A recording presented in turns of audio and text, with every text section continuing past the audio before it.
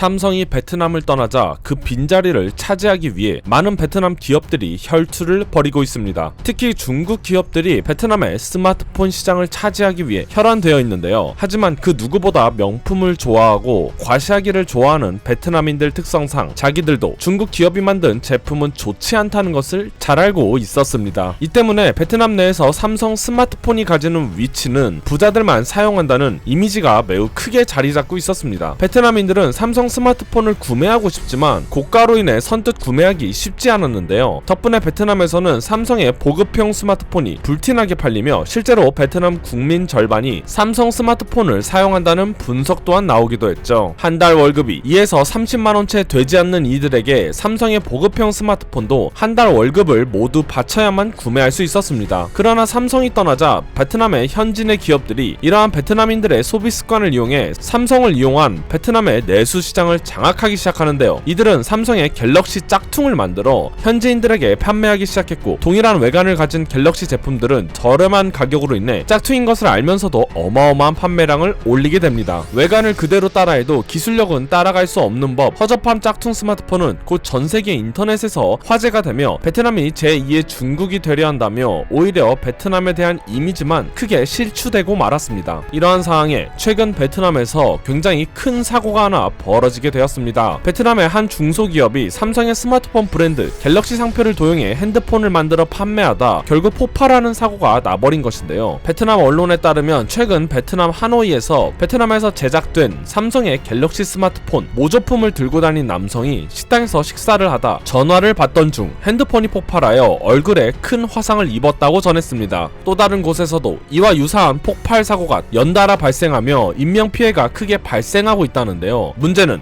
모두 베트남에서 제조된 삼성의 짝퉁 스마트폰이었으며 이와 유사한 회사에서 제작한 애플사의 아이폰 짝퉁 스마트폰도 똑같은 폭발 사고를 일으켰다고 전했습니다. 이는 굉장히 큰 문제입니다. 이렇게까지 많은 사고가 났다는 것은 시중에 이미 삼성의 짝퉁 스마트폰이 굉장히 많이 풀려있다는 뜻이기도 한데요. 무엇보다 삼성을 넘어 애플의 아이폰 짝퉁까지 만들어 판매한 것은 베트남의 짝퉁 시장이 굉장히 크게 팽창했다는 뜻이기도 합니다. 충격적인 것은 이 짝퉁 스마트폰을 제조하여 판매한 곳이 바로 베트남의 최대 통신사 비나폰이라는 것인데요. 우리나라로 치면 SK와 KT 같은 대형 통신사가 삼성 갤럭시의 짝퉁폰을 만들어 직접 제조하여 판매한 꼴이라 볼 수 있는 것이죠. 즉 이미 베트남 정부가 나서 이러한 모조품 판매를 직접 권장한 것이라 볼 수 있는데, 상황이 심각해지자 베트남 산업무역부는 비나폰 통신사의 모조품 스마트폰을 모두 수거하라 행정명령을 내리고 벌금을 부과하기로 결정했다고 전했습니다. 또한 굉장히 이례적으로 베트남 산업통상부가 삼성전자에게 사과문을 인용한 사고 방지문을 보냈다고 밝혀지면서 괜히 삼성에게 밉보이지 않았을까라는 우려로 인한 조치라고 분석되고 있습니다. 실제로 이번 사건을 본 IT 전문 외신에서는 최근 베트남에서 발생한 삼성과 애플 스마트폰 폭발 사고로 인해 많은 기업들이 브랜드 이미지에 대한 타격을 입었다. 모조품을 만드는 대표 국가는 중국이었으나 근래에는 베트남에서 이러한 모조품을 만드는 경우가 굉장히 빈번해졌다며 이로 인해 전 세계의 공장이 되겠다던 베트남의 위상이 크게 추락할 것이라고 경고하기도 했습니다. 실제로 베트남 정부는 과거 중국을 대신해 세계의 공장이 되겠다며 이러한 모조품, 속칭 짝퉁에 대한 굉장히 민감한 모습을 보여왔었는데요. 하지만 최근 한국 기업을 포함한 많은 글로벌 기업들이 시장에서 떠나가자 이제는 모조품 단속은 온데간데 없고 어떻게든 베트남 경제를 조금이라도 돌리기 위해 오히려 정부에서 짝퉁을 장려하는 상황까지 와버린 것입니다. 특히 전 세계적으로 상품성이 좋은 한국산 제품들에 대한 짝퉁이 굉장히 많이 판치는 가운데 한국산 유명 화장품 브랜드를 도용하여 외국 관광객에게 판매하는 등 저급한 모조품 화장품으로 인해 한국 제품에 대한 이미지 실추는 물론 소비자의 건강까지 해치는 일이 발생하고 있는데요. 문제는 이들은 각 기업들이 정당하게 지불하는 특허 로열티와 라이센스 비용을 전혀 무시한 채 제작하여 판매되고 있기에 저렴한 가격으로 소비자들을 크게 유혹하고 있다는 점입니다. 중국 또한 이러한 짝퉁 제품을 통해서 글로벌 시장에서 큰 강점을 나타낼 수 있었고 경제 성장에 많은 도움을 받았었죠. 그리고 지금은 이러한 짝퉁을 만드는 회사들이 커져 큰 입지를 가지게 되어 정당한 특허료를 지불하는 회사를 오히려 역으로 위협하는 상황이기도 합니다. 그리고 베트남 또한 위기에 처한 자신들을 구원하기 위해